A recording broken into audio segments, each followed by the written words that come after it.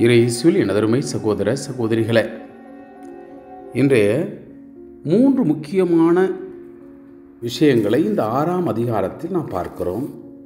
1, மனிதன் கடவுளுடைய பார்வையிலிருந்து தவறி பாவ வாழ்க்கையில் விழுகிறான். 2, இவனுடைய பாவ வாழ்க்கையை உற்று நோக்கிய கடவுள் கோபத்திலே பொங்கி எழுகிறார். அவருடைய கோபக்கனலை நாம் பார்க்கிறோம். தண்டனை. 3, ஒரு நல்ல மனிதனுடைய வாழ்க்கையை உற்று நோக்கி மனித குலத்தின் மீது அல்லது உயிரினங்களின் மீது கடவுள் காட்டிய கருணை, இரக்கம். இந்த 3ஐ தான் நாம் பார்க்கிறோம். புதிய ஏற்பாட்டிலே கலாத்தியர்களின் திருமுகத்தில் பவுலடியார் சொல்வது போன்று, எங்கு பாவம் இருக்கிறதோ அங்கு ஆவியானவர் இருக்க மாட்டார். அதை நாம் முதல் தொடக்க நூலில் நாம் பார்க்கிறோம். இந்த இடத்துல தவறு இழக்கும் மனிதர்களின் மேல் ஆவியானவர் தங்கப் போவதில்லை என்று தெளிவுபடுத்துகிறார். 2, முதலில் கடவுள் மனிதனை உருவாக்கியதற்காக மனம் வருந்துகிறார், வேதனைப்படுகிறார். ஏனெனில் அவனுடைய பாவக் கனலானது அதிகமாகிறது. 3, நாம் நோவாவினுடைய வாழ்க்கை தன்மையை பார்த்து சில விஷயங்கள் கற்றுக்கொள்ள வேண்டும். அவர் கடவுளோடு நடந்தார், நேர்மையாளராக இருந்தார். அதனால் இந்த உயிரினங்களுக்கே ஒரு மறு பிறப்பு கொடுப்பதாக கடவுள் வாக்குத்தத்தம் கொடுக்கிறார்.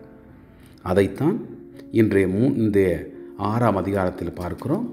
இதை பார்க்கும் பொழுது நாம் நம்முடைய வாழ்க்கையில் கண்டிப்பாக ஆவியானவரை தக்க வைத்துக் கொள்கிறோமா, இல்லை தவற விடுகிறோமா?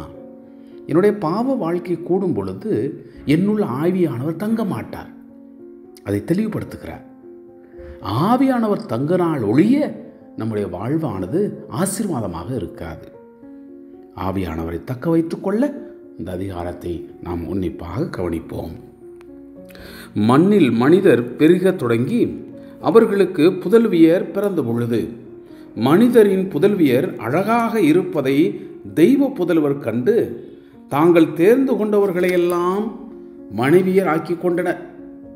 அப்பொழுது ஆண்டவர், என் ஆவி தவறிழைக்கும் மனிதனில் என்றென்றும் தங்கப் போவதில்லை, அவன் வெறும் சதைதானே, இனி அவன் 120 ஆண்டுகளே வாழ்வான் என்றார். தெய்வ புதல்வர் மனிதரின் புதல்வியருடன் சேர்ந்து அவர்களுக்கு குழந்தைகள் பிறக்க அக்காலத்திலும் அதற்கு பின்வரும் மண்ணுலகில் அரக்கர் இருந்தனர். அவர்களே பெயர் பெற்ற பழங்கால பெருவீரர்களாவர். மண்ணுலகில் மனிதர் செய்யும் தீமை பெருகுவதையும் அவர்களுடைய இதய சிந்தனைகளையெல்லாம் நாள் முழுவதும் தீமையையே உருவாக்குவதையும் ஆண்டவர் கண்டார். மண்ணுலகில் மனிதரை உருவாக்கியதற்காக ஆண்டவர் மனம் வருந்தினார்.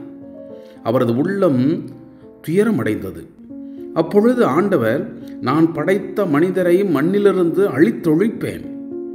மனிதர் முதல் கால்நடைகள், ஊர்வன, வானத்து பறவைகள் வரை அனைத்தையும் அழிப்பேன். ஏனெனில் இவற்றை உருவாக்கியதற்காக நான் மனம் வருந்துகிறேன் என்றார். ஆனால் நோவாவுக்கு ஆண்டவரின் அருள் பார்வை கிடைத்தது. நோவாவின் வழிமரபினர் இவர்களே. தம் காலத்தவருள் நோவா நேர்மையானவராகவும் குற்றமற்றவராகவும் இருந்தார். நோவா கடவுளோடு நடந்தார். நோவாவிற்கு சேம், காம், எப்பேத்து என்னும் 3 புதல்வர்கள் பிறந்தனர். அப்பொழுது கடவுள் முன்னிலையில் மண்ணுலகு சீர்கெட்டிருந்தது, பூவுலகு வன்முறையால் நிறைந்திருந்தது. கடவுள் மண்ணுலகை உற்று நோக்கினார். இதோ அது சீர்கெட்டு போயிருந்தது. மண்ணுலகில் ஒவ்வொருவரும் தீய வழியில் நடந்து வந்தனர். அப்பொழுது கடவுள் நோவாவிடம் பின்வருமாறு கூறினார், எனது முன்னிலையிலிருந்து மனிதர் எல்லாரையும் ஒழித்து விடப் போகிறேன். ஏனெனில் அவர்களால் மண்ணுலகில் வன்முறை நிறைந்திருக்கின்றது. இப்பொழுது நான் அவர்களை மண்ணுலகோடு அழிக்கப் போகிறேன். உனக்காக கோபர் மரத்தால் ஒரு பேழை செய்.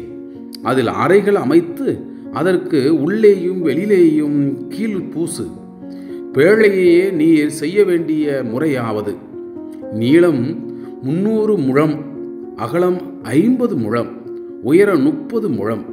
பேழைக்கு மேல் கூரை அமைத்து அந்த கூரை பேழைக்கு 1 முழம் வெளியே தாழ்வாக இருக்கும்படி கட்டி முடி.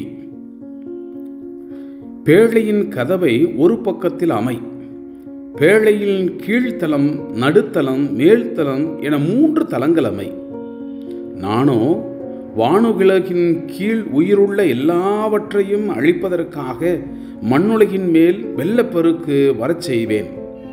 மண்ணுலகில் உள்ளவை எல்லாம் மடிந்து போகும்.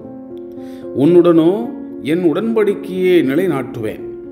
உன் புதல்வர், உன் மனைவி, உன் புதல்வியரினுடைய மனைவியர் ஆகியோருடன் நீ பேழைக்குள் செல்.